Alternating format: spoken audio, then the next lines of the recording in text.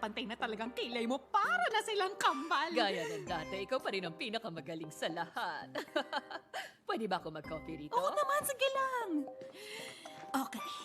Ngayon, ikaw naman. Yung ginawa mo na nakaraan, masyadong light ang kulay. Ano ka ba? Yun nga ang uso ngayon eh. Natural lang. Ginastusan ko dapat makita. Sa bagay. Okay, sige. Ako nang bahala dyan. Teka, ba't pala hindi na pumupunta rito yung asawa mo? Ay, ewan ko ba? Palagi na lang siyang busy sa cellphone niya. Ewan ko kung anong inaatupag nun. Hindi kaya, nang bababae na siya. Bahala siya kung yun ang gusto niya. Basta wag lang problema sa pera.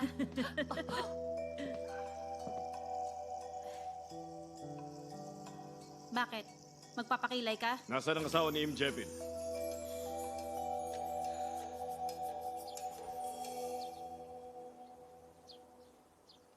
Ano yan?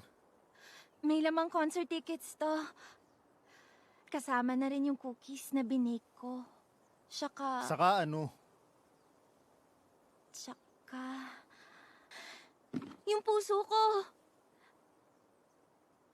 May gusto ako sa'yo.